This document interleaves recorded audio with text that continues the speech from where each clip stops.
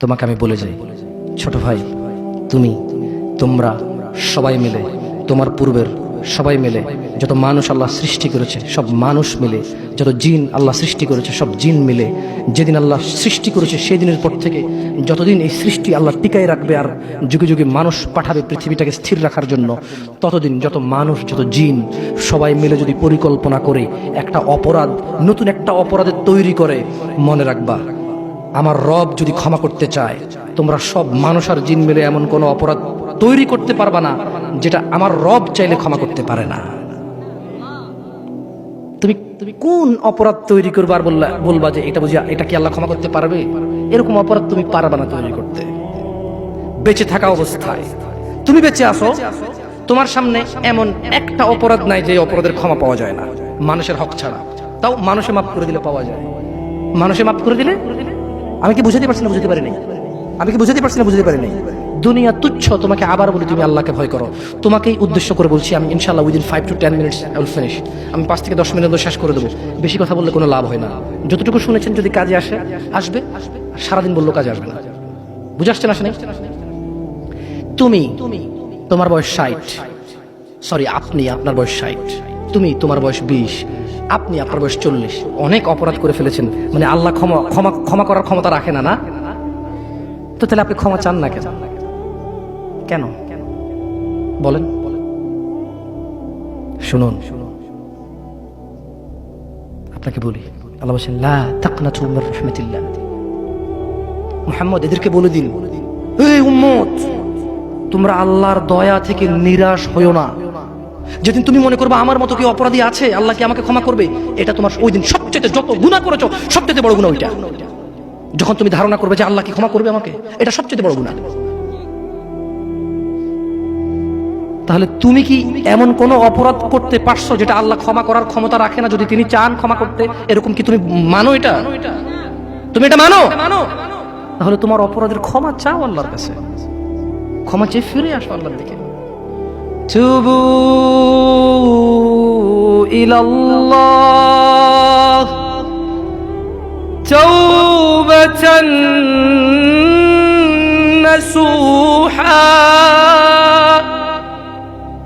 ফিরে আসো আল্লাহর দিকে একনিষ্ঠ ভাবে। তুবু ইলাল্লাহ তাওবাতান নাসুহা।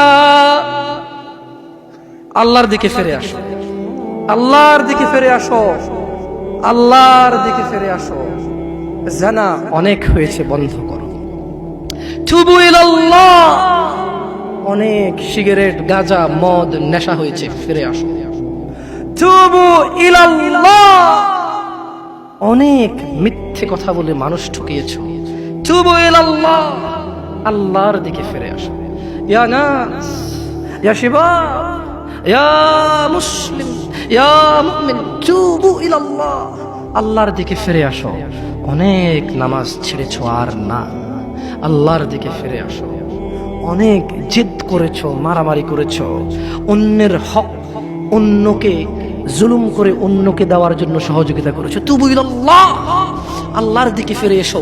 তাওবাতান নাসুহা, একনিষ্ঠ হৃদয় থেকে, একদম স্থির ধীর মন মানসিকতা নিয়ে তাওবাতান নাসুহা, আল্লাহর দিকে ফিরে আসো, আল্লাহর দিকে ফিরে আসো।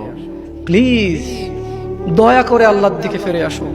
ইন্নাহু হুয়াল গফুরুর রহিম, তিনি ক্ষমাশীল, তিনি তোমার অন্যায়কে নেকিতে পরিবর্তন করে দেবে, তিনি তোমার অন্যায়কে সওয়াবে পরিবর্তন করে দেবে, তিনি তোমার জমিন থেকে আকাশ অবধি গুনাহকে জমিন থেকে আকাশ অবধি নেকিতে পরিবর্তন করে দেবে। তুমি যেও না কোনো মাজারে, তুমি ঠেকিও না কোনো মাজারে মাথা, তুমি বাঁধিও না কোনো তাবিজ। কোরআনের নামে ওযু ছাড়া কোরআনকে তুমি এখানে ঝুলাইও না। তুমি মহিলাদের মাসিক অবস্থায় কোরআনকে ঝুলাইও না। কোরআনুল কারীম এই তুচ্ছ কাজের জন্য আসেনি।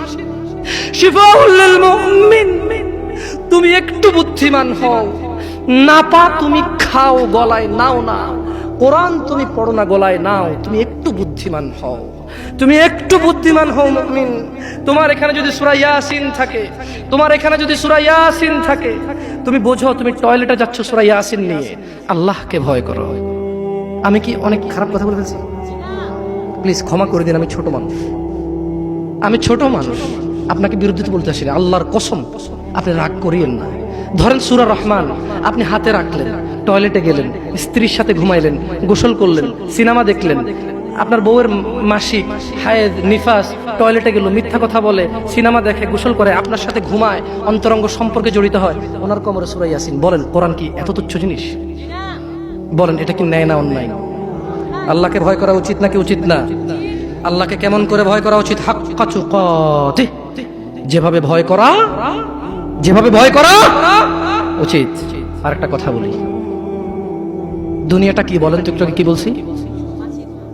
মাতা, খেল তামাশা। দুনিয়াটা কি? আল্লাহর কাছে কি আছে? উত্তম এবং স্থায়ী আছে। তাহলে দুনিয়া যদি খেল তামাশা হয়, তুচ্ছ হয়, তাহলে আখিরাত, আখিরাত নিয়ে একটু কথা বলতে হয় না? এবার দুনিয়া তুচ্ছ হলে আখিরাত নিয়ে একটু বলতে হয় না? দেখুন দুনিয়া কি। فإذا جاءت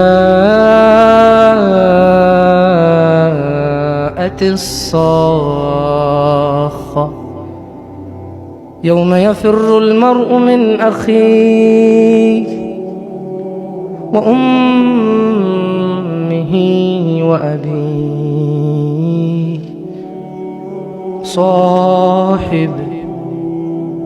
صاحبته وبنيه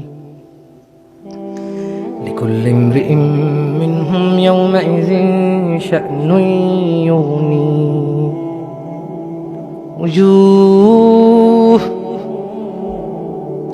وجوه يومئذ مسفرة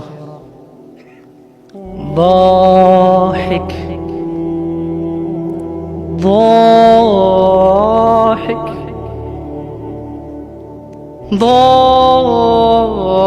ضاحكة مستبشرة ووجوه يومئذ عليها غبرة ترهقها قترة أولئك